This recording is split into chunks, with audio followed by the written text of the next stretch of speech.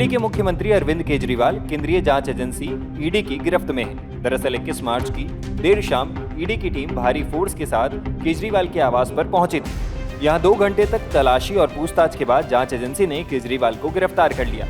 ये पहला ऐसा मामला है जब कोई मुख्यमंत्री पद पर रहते हुए गिरफ्तार हुआ है। ऐसे में सवाल उठता है कि अब दिल्ली में आम आदमी पार्टी की सरकार का क्या होगा, यानी कौन सरकार चलाएगा।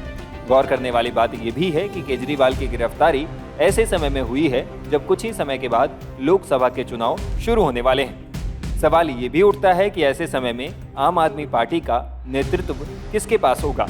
हालांकि दिल्ली सरकार की मंत्री आतिशी ने साफ कर दिया है कि अरविंद केजरीवाल जेल से सरकार चलाएंगे, यानी वो पद से इस्तीफा नहीं देंगे। अरविंद केजरीवाल जी दिल्ली के मुख्यमंत्री थे, दिल्ली के मुख्यमंत्री हैं और दिल्ली के मुख्यमंत्री रहेंगे। हमने शुरू से स्पष्ट किया है कि अगर जरूरत पड़ेगी तो अरविंद केजरीवाल जी जेल से सरकार चलाएंगे। ऐसे में सवाल उठता है कि क्या गिरफ्तारी के बाद अब अरविंद केजरीवाल जेल से सरकार चला सकते हैं और क्या वो अब भी मुख्यमंत्री बने रह सकते हैं। तो देश में ऐसा कोई कानून नहीं है जो किसी पार्टी और मुख्यमंत्री को जेल से सरकार चलाने से रोकता हो। भारत के संविधान में भी इस स्थिति को स्पष्ट नहीं किया गया है। कानून में ये बताया गया है कि दोषी साबित होने से पहले कोई भी नेता जेल में रहते हुए मुख्यमंत्री, मंत्री, सांसद और विधायक बने रह सकता है और जेल से ही सरकार को भी चला सकता है।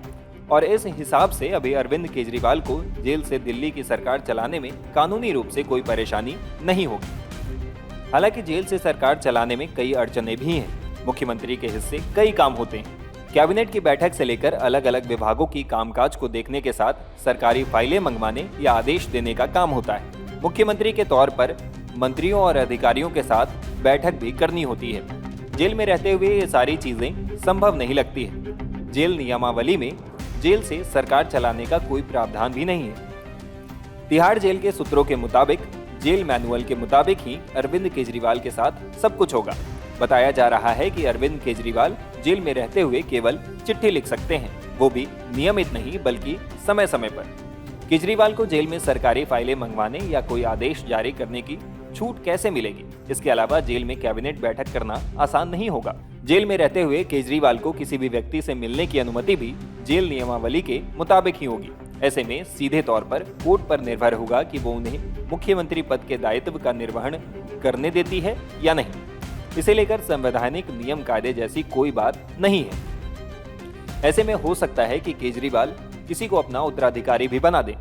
इसे लेकर 3 नामों की खूब चर्चा हो रही है। माना जा रहा है कि केजरीवाल अपनी पत्नी सुनीता केजरीवाल, दिल्ली सरकार में मंत्री आतिशी मारलीन या मंत्री सौरभ भारद्वाज को दिल्ली का अगला सीएम बना सकते हैं। वहीं पार्टी अध्यक्ष को लेकर पत्नी सुनीता और पंजाब के मुख्यमंत्री भगवंत मान का नाम आगे चल रहा है।